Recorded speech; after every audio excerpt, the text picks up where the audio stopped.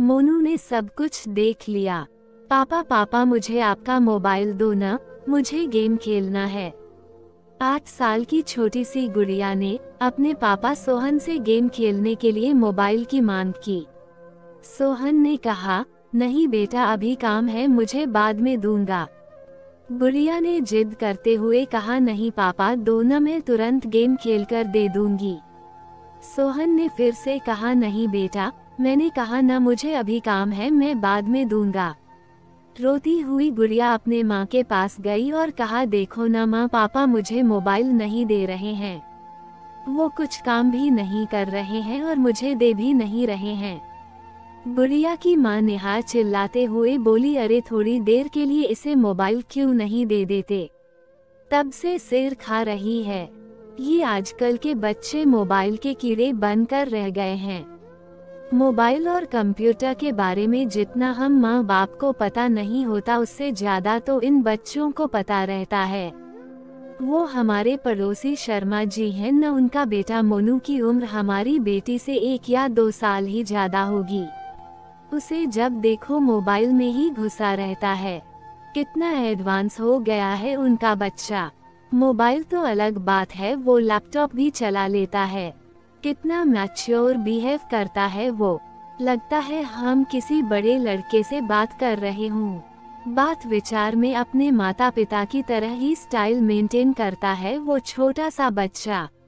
उसके माँ बाप भी तो कितने फ्रैंक रहते हैं, सबके साथ साथ बैठकर टीवी देखना, मूवी देखना सब करते हैं। कितने सारे गेम लाकर रख दिया है उसके पिता ने उसके लिए। पूरे घर में गेम की सीडी बिखरी पड़ी रहती हैं। ऊपर से मोनू इतना स्मार्ट है कि वो खुद से ही इंटरनेट से गेम डाउनलोड कर लेता है। उनके बेटे को कभी रोते नहीं देखा। दूसरी तरफ हमारी बेटी को देखो, बात बात पर रोती रहती है, हर समय मोबाइल की रट लगाए रहती है। एक आप हो कि उसे तो मोबाइल देते ही नहीं। सोहन ने कुछ सोचते हुए कहा, वो सब तो ठीक है, उसके गेम खेलने के लिए एक अलग से मोबाइल दे दूंगा, लेकिन इस तरह वो ज्यादा मोबाइल यूज करेगी तो उसके आंख पर बुरा असर हो सकता है। नेहा कुछ नहीं बोली तो सोहन ने कहा, मैं अभी किसी काम से बाहर जा रहा हूँ, लगभग 10 मिनट में आ जाऊंगा, फिर हम लोग सब मिलकर कहीं घूमने चलते हैं। नेहा ने कहा, ठीक है, तब तक मैं उसे तैयार भी कर दूंगी। सोहन भी हाँ में रजामंदी देकर घर से बाहर चला गया, लेकिन 10 बजे का गया सोहन 11 बजने तक भी वापस नहीं आया। इस बीच नेहा ने उसे फोन लगाने की कोशिश भी की, लेकिन उसका फोन हर समय व्यस्त ही बता रहा था। नेहा को सोहन की चिंता होने लगी कि आखिर क्या बात है जो अभी तक सोहन आया नहीं। लगातार कोशिश के बाद आखिरकार एक बार सोहन का फोन लग ही गया। फोन लगते ही नेहा बोल उठी, क्या हुआ? 10 मिनट का बोल गए, 1 घंटे से ऊपर हो गया, तुम्हारा तो कुछ पता ही नहीं। सोहन ने बताया, आज के घूमने का प्रोग्राम कैंसल कर दो, आज हम घूमने नहीं जाएंगे, और अगर जाएंगे भी तो शाम को। नेहा ने आश्चर्य और चिंता भरे स्वर में पूछा, लेकिन बात क्या है, कहाँ हो तुम? सोहन ने कहा, हॉस्पिटल में हूँ। नेहा चीख पड़ी, क्या हॉस्पिटल में, क्या हुआ तुम्हें? सोहन ने कहा, मुझे कुछ भी नहीं हुआ, मैं ठीक हूँ और मैं तुम्हें अभी कुछ भी नहीं बता सकता, घर आकर सारी बात बताऊंगा। लगभग शाम तक सोहन वापस आया। आते ही नेहा ने सवालों की झड़ी लगा दी, तुमने तो कहा था शाम को घूमने चलेंगे, ये टाइम भी निकल गया, अब गुड़िया को कैसे समझाऊं? सुबह से सज धज कर तैयार बैठी है कि कब पापा आएंगे और वो हम सबके साथ घूमने जाएगी।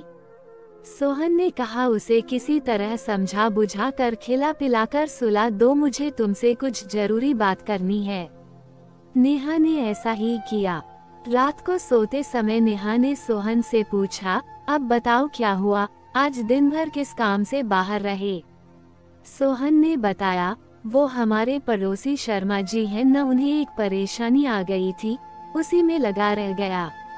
मैं आज सुबह जैसे ही घर से निकला तो बाहर देखा पार्किंग एरिया में कुछ लोग झुंड बनाकर खड़े थे, पास जाकर देखा तो मोनू वो 9 साल का छोटा सा बच्चा अपने साथ खेल रही बच्ची नित्या के साथ गलत हरकत करने की कोशिश कर रहा था।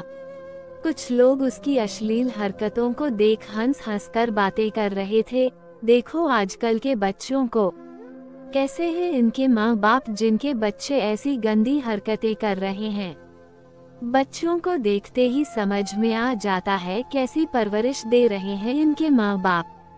भीड़ जमा देख शर्मा जी भी दौड़े आए तो अपने बेटे को उस अवस्था में देखकर बहुत लज्जित हुए। वहां खड़े सभी लोगों ने उनकी बहुत बेइज्जती की। शर्मा जी ने तो गुस्से में आकर अपने बेटे पर हाथ ही उठा दिया था, लेकिन मैंने उन्हें रोक दिया और मोनू को साथ में लेकर शर्मा जी का हाथ पकड़कर अपनी गाड़ी में बैठाकर एक पार्क में ले गया। वहां मैंने उनका गुस्सा शांत किया। मैंने उनसे पूछा, क्या मोनू किसी बुरी संगत में है जो इसे गंदी बातें सिखा रहा हो? शर्मा जी ने कहा, नहीं ऐसी कोई बात नहीं है। फिर मैंने कहा, हो न हो इस बच्चे के मन में कैसे भी इस तरह की भावनाएं घर कर गई है, इसे फौरन किसी मनोचिकित्सक के पास लेकर जाना होगा जो इसकी काउंसलिंग कर पता लगा पाएगा कि इसके मन में ऐसी बातें कहां से आई। फिर मैं उन्हें एक मनोचिकित्सक के पास ले गया। काफी देर की काउंसलिंग के बाद उसने बताया, हम सभी बच्चे बिल्डिंग के नीचे पति पत्नी का खेल खेल रहे थे, जैसे मेरे मम्मी पापा खेलते हैं। मेरे पापा दूसरे शहर में काम करते हैं और हर शनिवार को आते हैं और रविवार की शाम को चले जाते हैं। जब तक पापा बाहर रहते हैं माँ बहुत ही प्यार से उनसे बातें करती है और जब भी पापा आने वाले रहते हैं मेरी माँ मुझे जल्दी सुला देती है। मैं भी उनसे बहुत सारी बातें करना चाहता हूँ। सुबह पापा देर से जगते हैं और मेरे लिए उनके पास समय नहीं रहता। पापा के आने के पहले माँ के कमरे में एक सीडी रखी थी जिसे देख मैंने सोचा ये मेरे गेम की सीडी है और उसे लैपटॉप में डालकर चेक किया। तभी माँ अचानक मुझे सुलाने आ गई। मैं भी सोचता था कि पापा के आने से पहले माँ मुझे जल्दी क्यों सुला देती है। फिर मैंने रात को सिर्फ सोने का बहाना किया और पापा के आते ही सब कुछ छुपकर देखा कि माँ उन्हें प्यार से गले लगाती है और उसके बाद वो कैसे खेलते हैं। मोनू की यह सब सुनकर मेरे और शर्मा जी के पसीने छूट गए। डॉक्टर ने उसे कुछ दवाइयाँ दी हैं और साथ ही सलाह भी दिया है कि तुरंत ही उसका यह माहौल बदल दे। उसके खेल खिलौने फौरन बदल दिए जाएं। उसे माँ बाप का भरपूर समय मिलना चाहिए। उसके सामने कभी भी उस बात की चर्चा न हो। उन्हें फौरन ये जगह छोड़ना होगा ताकि समय के साथ साथ वह इस वाक्य को भूल सके। डॉक्टर ने बताया, हम लोग बच्चों को अपने बीच की बाधा समझते हैं और किसी न किसी तरह उसे मोबाइल, लैपटॉप और इंटरनेट मुहैया कराकर उसे व्यस्त कर देते हैं ताकि हम अपना काम बिना किसी डिस्टर्बेंस के कर सकें। आजकल इंटरनेट पर बिना सर्च किए भी कुछ अश्लील तस्वीरें और बातें दिख जाते हैं जो बच्चों के कोमल मन पर बहुत बुरा असर छोड़ते हैं और आगे चलकर वो हमारे हाथ से बाहर हो जाते हैं। नेहा ये सब सुनकर स्तब्ध रह गई थी।